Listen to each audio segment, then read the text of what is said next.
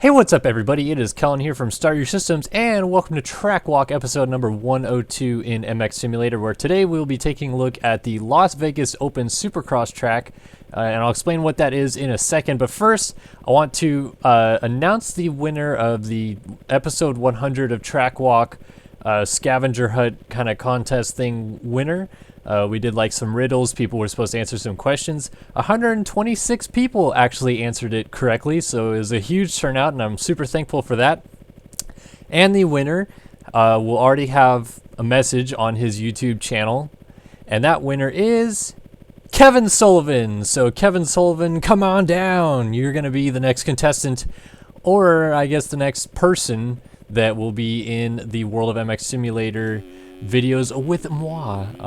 The contest was, there's like 5 riddles on episode 100 of Track Walk. People got a week to answer, and they could correct their answer once if they wanted to. Sullivan actually did correct his answer once, and I would pick a random winner from all those who correctly responded, and they would be featured. Well, first of all, they're going to get Sullivan here. He's going to get a Team SYS bike and gear set from our 2016 Nationals set. So basically, like what I'm running here, he'll get either 250 or a 450 of this particular Yamaha with handguards, and then one of the 4 colorways that we ran outdoors for gear, which was this orange and black stuff. We also had some teal stuff, some red, white, and blue stuff, and like a yellow maroonish kind of colored fly set. So he gets his choice between that, and then we'll just give him the full helmet pack, which has this orange and black helmet, a blue and black helmet, a full black helmet, a full white helmet,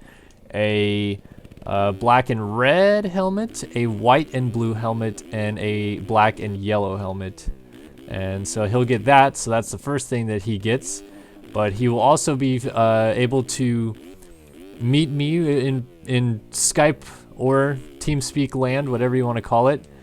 And I'll get to know him a little bit, and he will be featured in episode 2, or it will actually be episode 6 of the World of MX Simulator series, which season 2 coming up right around the corner. We'll be having an episode 5, which will be episode 1 basically of season 2 coming up very soon, and then he will get a chance.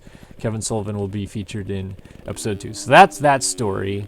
And Kevin, if you are listening right now, you have a week to respond to the message that I have sent you on your YouTube channel, and let me know that you got the memo and that you are a winner, and we'll find a different way to get in contact with you than just through YouTube and get you set up. So yeah, that was episode 100, and I can't thank you guys enough. 126 people answered correctly. That means that 126 of you either copied one of the people that answered correctly, or 126 of you actually went through and found the right answer, which was you had to go through and find some different track walks that we've done in the past, etc., etc. So that's cool. That's awesome. But why I wanted to ride this track, which is the 2016 Las Vegas Open track, a track made by, I believe, Checkers, with Barrington helping out, 137 helping out, Race Carlin on the decals, SMR, and Alex Efforts on objects and stuff like that, was that this was, and still is, going to be the opening round of the SX Madness series hosted by RaceFactoryGaming.com in MX Simulator. And we were supposed to, or not we, I was streaming, but they, like the MX Simulator paddock of people, was supposed to race this track last Thursday night with winter indoor qualifying. And for those of you that are new to MX Simulator and don't know what winter indoor qualifying is, it's basically a qualifying format where the track is released only an hour before the race. And winter indoor format used to be you had 2 qualifying sessions, so about 6 laps in each session to run a lap time, and you were assigned a qualifying session within that hour time, and that lap that you would run would determine whether or not you made it into the night program. And it was super fun. But this year what they did was the track was released an hour before the race, and then you just got unlimited qualifying sessions in any of the 4 pro qualifying servers that were available. There was also a Pro-Am class, I think it was called, and then just an open amateur class. So there's going to be 3 classes being raced. And so after that hour, which started at 6 p.m. On the West Coast is when that hour started, we were supposed to all jump into a server to race at 7 o'clock, and the race would start and hopefully be over by about 9. There was going to be a couple heats, some open racing, some pro-am racing, a shootout event, and then finally the 20 lap, I believe it was, main event for the pro class to complete round 1 of the SX Madness series on this track. However, we now know that a few of MX Simulator's less than distinguished community members launched a distributed denial of service attack on the dumps.mxsimulator.com 19800 server that the race is supposed to be going on in. And unfortunately, it was not the first time that this happened. The first time that I can think of that pops into my mind that a DDoS attack was launched into an MX Simulator race was earlier this year at Millville, which was round 8 of the national championship. And that race had to be rescheduled and ended up being the last round of the championship, but the DDoS attack still came at the following rounds at Washougal and again at Unadilla, and pretty much RF just kind of had to persevere through it. But during that whole time, JLV was kind of behind the scenes, for one, fixing the servers so that nobody could attack them anymore, and he believes that he now has found a better solution than the one he previously had to stop people from doing it.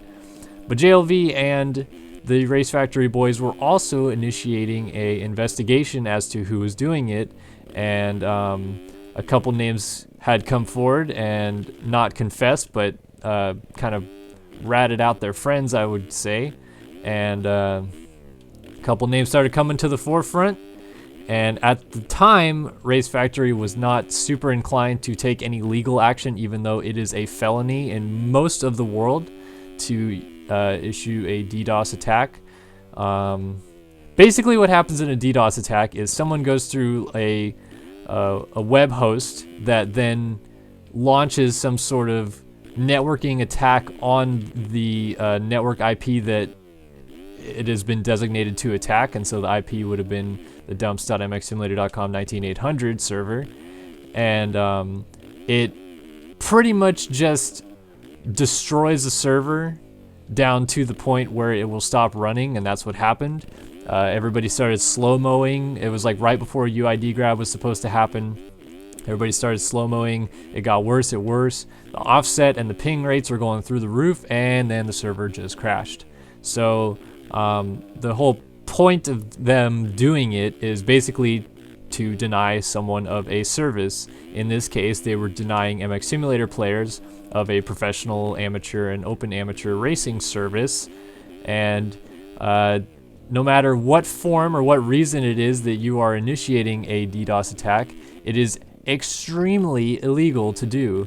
And there have been some very famous ones, some of which have resulted in several years of jail time for some people. One of the more recent ones that was kind of notable was on New Year's Eve last year, December 31st, 2015, when the BBC servers were DDoSed in Great Britain, and also Donald Trump's website was DDoSed.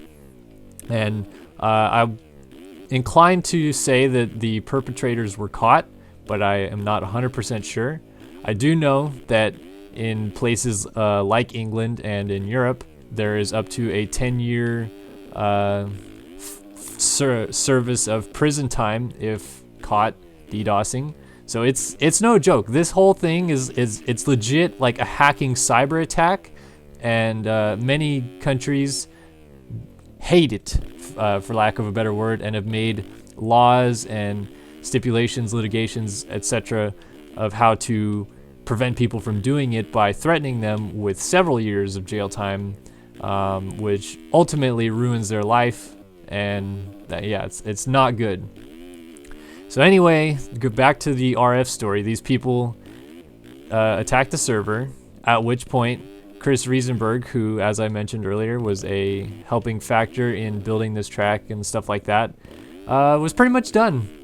We'd been going through this crap all summer long, and Chris was pretty tired of it. Race Factory was pretty tired of it. JLV was pretty tired of it. So initially what Chris elected to do was, in conjunction with Michael Wheeler, Race Factory Gaming acting president, was close up shop. Race Factory Gaming was going to be done. There was going to be no 2017 Supercross, no 2017 Outdoors, no professional racing scene given out by RaceFactoryGaming.com anymore in MX Simulator. And certainly there was a lot of uproar from the community because of that. Not at Race Factory, but at the people doing the attacks, because a lot of the people that play MX Simulator are there for the intense racing scene that exists in the game, and Race Factory has been a huge part of that for years. So there was a lot of backlash towards the attackers from the community, and then we now know that the attack happened last Thursday night, about 12 p.m. Pacific time, so local time for me. Chris Riesenberg decided to kind of initiate a bargain deal with the proposed DDoS attackers, in which he said, you have 48 hours to contact me or else charges will be pressed. There was very much evidence towards who was doing it. And yeah, so long story short, a lot of people ended up kind of coming forward.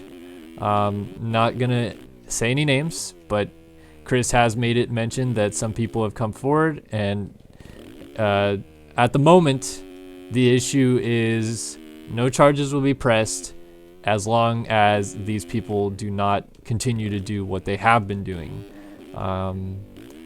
If it happens again, obviously Race Factory knows exactly where to look, exactly what to look for, and boom, there could be serious jail time, etc. faced for these people if they do it again. So at this moment, Race Factory is looking like they're in a pretty good spot for these DDoS attacks not to happen anymore. Of course, we never know. There could be other ones out there, but of the ones that have come forward and confessed, it's looking like it could be an upturn. So the plan is Race Factory Gaming, Chris issued an announcement today, Tuesday. This video will come out on Wednesday, but technically yesterday for any of you guys watching, November 1st, 2016, that Race Factory Gaming will not end up closing. We will actually be racing this round, the Las Vegas Open, this coming Thursday night, and the race will kick off at 6 p.m. Pacific, 8 p.m. Central, 9 p.m. Eastern time, and it's going to be open qualifying this week, so all the times that were ran do count, but then any time that's ran from now until the end of qualifying will also count. And I will be live streaming it on twitch.tv Start Your Systems TV, which is Start Your Systems Twitch streaming channel. And we were streaming it last week, so a lot of you may have already heard about this story and kind of known what's been going on and stuff like that. But now I kind of wanted to bring it full circle. This track is super fun, and I got a lot of time to play it before the race was going down and stuff like that. I'm not racing, obviously, I'm streaming, so I get the tracks early, but who cares? And yeah, so that's kind of the whole story of what happened with the DDoS attacks. For any of you out there that feel like it's you know, you want to go out there and attack a server, you're gonna ruin your life. I can promise you that. You're not safe from the world knowing exactly who you are and what you're doing and how you're doing it. Everything in the world is pretty public knowledge for most people who want to get it, especially the government, who's very strict against the DDoS attacks, and they can find out who you are. So if you want to do it and face jail time, you know, Race Factory at this point is kind of like, be our guests, because we know how to combat it. And we were at the point, I mean, Chris was, of the last people that ended up coming forward, there was maybe about 7 hours before charges were going to be pressed. And it was not going to be fun. It was going to be an ugly situation. It was going to be an uphill battle for RF, but it was going to be a very, very bad situation for the attackers. They would have ultimately ended up probably being found guilty unless they had lawyers that were in the O.J. Simpson case coming to help them out. and yeah, it wasn't going to be fun. But hopefully this can all be put behind us. We'll go racing this Thursday. The next race will be raced the week after that, and we'll get all 5 rounds in, hopefully, without any more problems. And then if it all goes off without a hitch, then Race Factory should be coming back for 2017 Supercross, which, of course, everybody's always excited about, the replica series and the replica tracks and stuff like that. Hopefully, it's all resolved.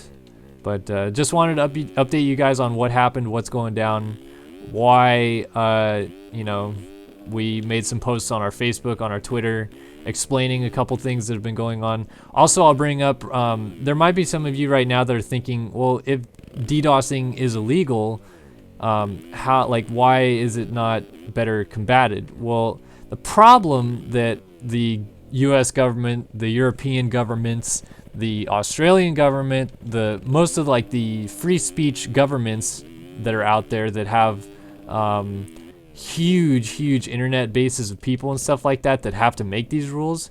The problem that they face is that there's countries out there that are so third world and so disconnected from society that they don't have internet laws, like, period.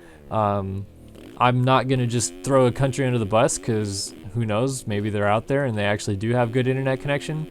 But just think of any really crappy third world country that their main goal in life is to try to get food and water and less so to worry about what's going on the internet. They're not going to have these kind of like laws put into place to prevent people from initiating DDoS attacks.